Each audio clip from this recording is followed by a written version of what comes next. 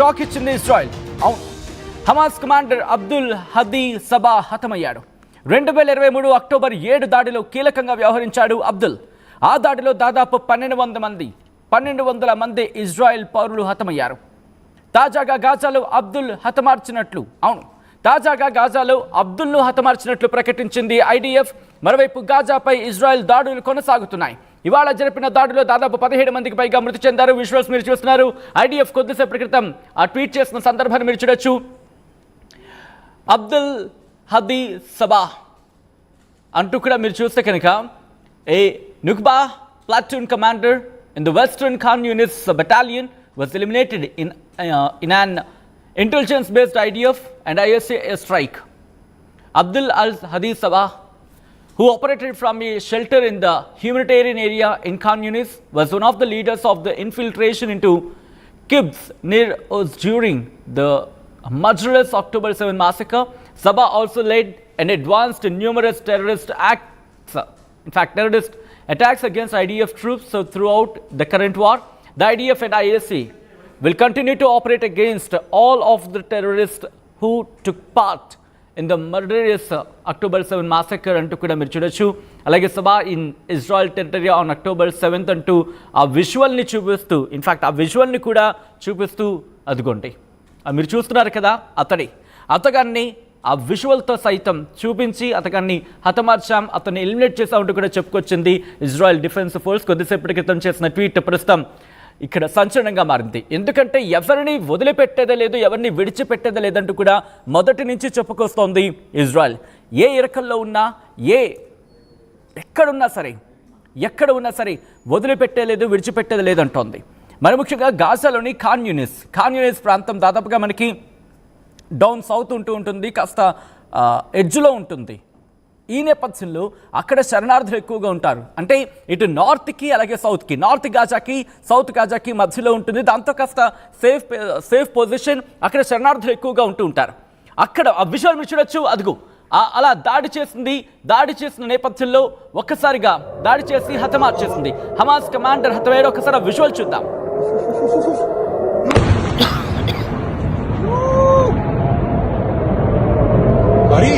بيافا عنا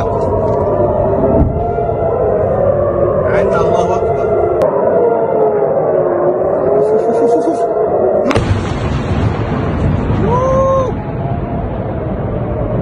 قريب بيافا عنا.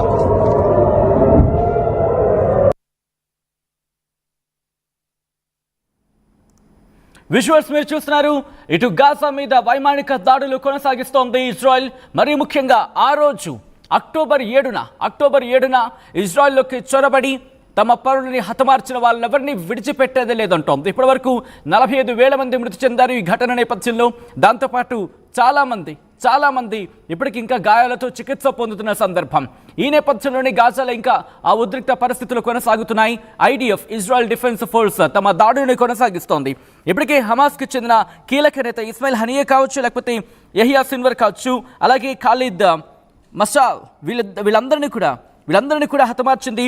దాదాపుగా అక్టోబర్ 31న ఇస్మాయిల్ హనియేను హతమార్చిన సందర్భం మనకి గుర్తుంటుంది. At the same time October అయిపోయింది. ఆ తర్వాత 10వ నెల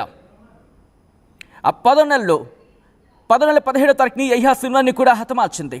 ఇలా వీళ్ళిద్దరిని హతమార్చిన తర్వాత ఖాలిద్ మషాల్ని కూడా హతమార్చింది. ఈరోజు అల్ హబీ సబా ఈ కమాండర్ని కూడా హతమార్చింది ఇజ్రాయెల్ డిఫెన్స్ ఫోర్స్. వైమానిక దాడులు జరిపింది. ఎక్కడ ఉన్నా పట్టుకుంటామంటోంది.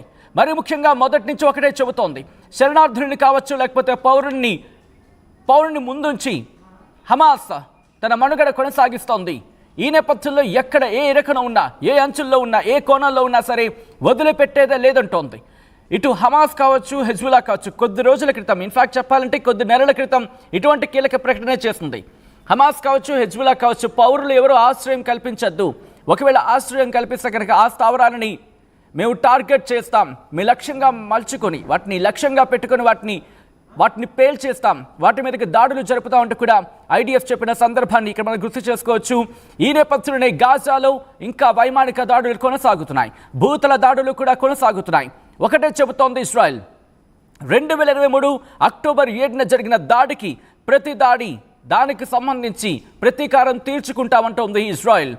అక్టోబర్ 7, 2023 ఇజ్రాయెల్లోని కిబ్జ్ నిర్ ఓజ్లో హమాస్ జరిపిన దాడిలో అబ్దుల్ హబీ సబా కీలక సూత్రధారిగా పేర్కొంది ఇజ్రాయెల్.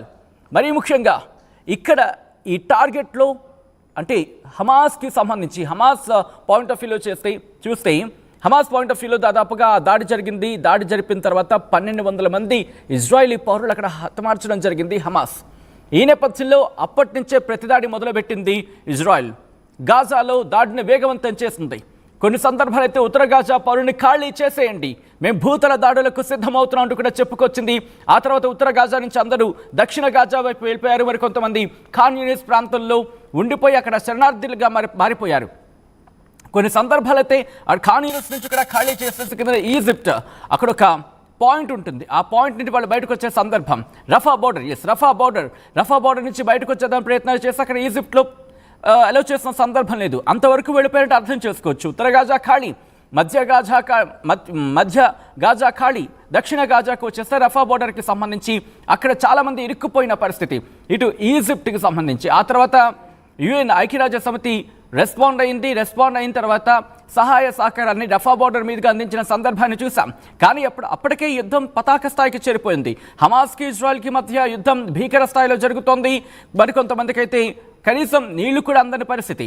ఈ నేపథ్యంలో కొన్ని రోజుల యుద్ధానికి విరమణ ప్రకటించిన సందర్భం, కొంతమందికి సాయం అందింది ఖాన్ యూనిస్కి సంబంధించి. ఇదంతటికీ ముఖ్యులు, వీటన్నిటికీ కీలకమైన వ్యక్తులు హమాస్కి సంబంధించిన వాళ్ళందరినీ కూడా విడిచిపెట్టేదే లేదంటూ కూడా ఇజ్రాయెల్ చెప్పుకొచ్చింది.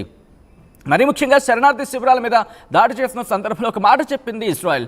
అక్కడ శరణార్థి శిబిరాలను మేము లక్ష్యంగా చేసుకోలేదు, కానీ శరణార్థి శిబిరాలను వాళ్లకు మరి ముఖ్యంగా హమాస్కి సంబంధించి హమాస్ తమ స్థావరాలుగా మార్చుకొని అక్కడి నుంచి తమ కార్యకలాపాలు సాగిస్తోంది.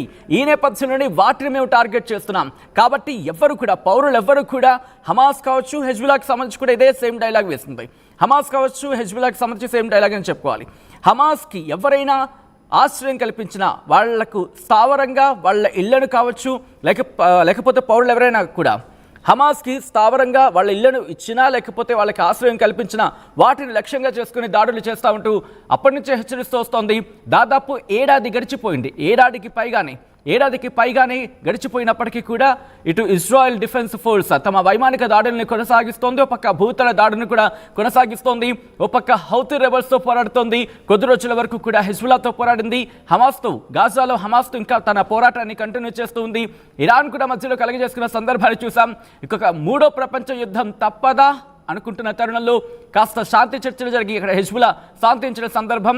హెజ్బుల్లాకి అలాగే ఇజ్రాయెల్కి మధ్య అక్కడ ఉద్రిక్త పరిస్థితులు కాస్త శాంతించాయి. కానీ హమాస్లో మాత్రం కంటిన్యూ అవుతున్నాయి. హమాస్ కీలక కమాండర్ని ఈరోజు అంటే కొద్ది గంటల క్రితం హతమార్చినట్టుగా, ఎలిమినేట్ చేసినట్టుగా ఇజ్రాయెల్ చెప్పుకురావడం ఇప్పుడు ఆసక్తికరంగా మారింది. బాంబుల వర్షాన్ని కురిపించింది. ఒకసారి అక్కడ ఏ స్థాయిలో బాంబుల వర్షం కురిసిందో చూద్దాం.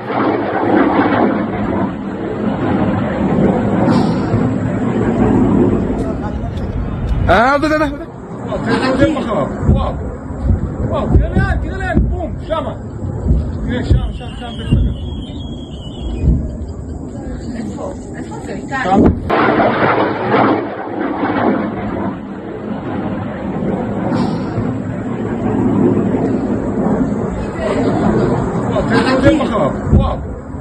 واو كده لين بوم شامة